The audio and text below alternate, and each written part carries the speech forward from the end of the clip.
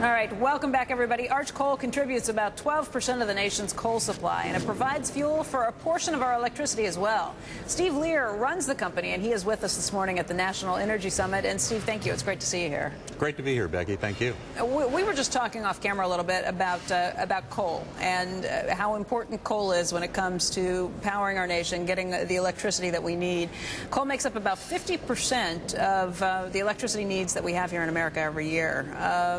The question becomes, when you start looking at some of these alternative energies, how quickly can they ramp up? How much of a part do they play?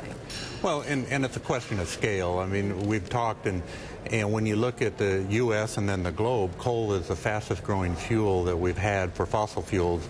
In the United States, it's at 50%. It's enormous. And the scalability of renewables today are about 2%. So they're going to double, triple, quintuple.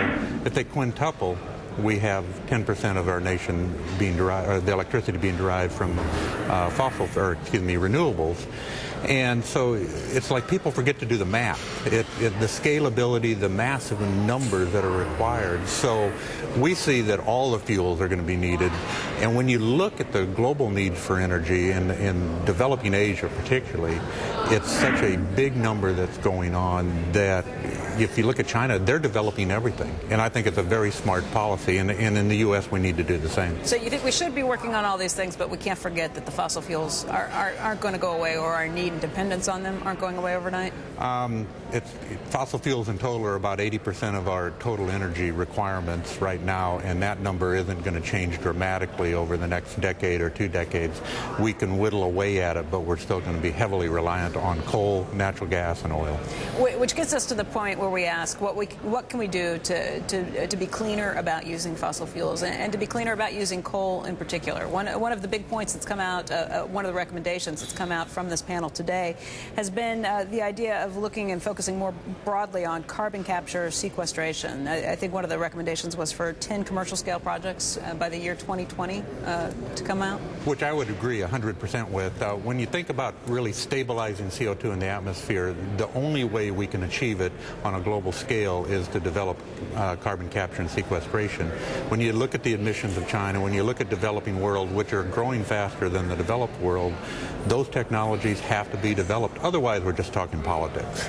Okay, not that I'm a novice or anything, but if there was a novice out there, what exactly is carbon capture sequestration? Well, first, it's capturing the carbon in the combustion process or pre-combustion process of burning a fossil fuel, for whether it's in your car, at the refinery, or at the power plant.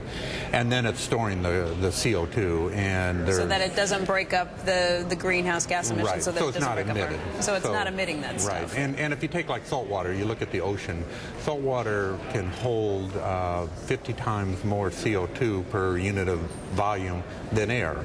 So there's deep saltwater aquifers, 15,000 feet in the earth.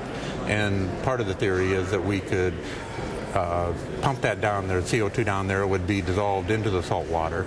And, you know, if you've ever had Perrier water, that's naturally occurring CO2 in water. Okay. And it does it, you know, it's not a unique process in the world, but obviously we've never done it on the scale that we're talking about. You know, what do you see when you look around at the economy? Because obviously you've got a real good feel for who's using energy and how. Are we coming out of this downturn? I think we are. We're seeing definite signs of economic activity picking up. Some of our manufacturing plants, steel mills particularly, have picked up. So we're seeing not robust movements, but certainly positive movements. So, you know, we predict 2010 will still be relatively weak, but it'll be a growth of 1-2, probably not more than 2%, but it beats the heck out of the -5 that we saw in the first half. It beats the heck out of it, but it doesn't necessarily indicate that we're going to see a real snapback in the economy. No, I don't think we're planning on a snapback, you know, in 2010, but moving the right way, and you know, you have to walk before you run type attitude. Okay. Well, Steve, we want to thank you very much for joining us today. We miss you back on set, and we hope to see you again back in the studio very soon. That'll be great. Thank you. Again, Steve Leer, who is joining us from Arch Coal this morning. He's the CEO. And guys, we were talking a little bit about some of the antics this morning, and I think he is eager to get back with us. So, Joe, he'll be joining us back there very soon, we hope. Really? Well, good. Yeah. Good. Good, Beck. I'm monitoring the sitch here. Some people didn't like it. Coming up, but a lot of people think Yoko is awesome. Anyway, it's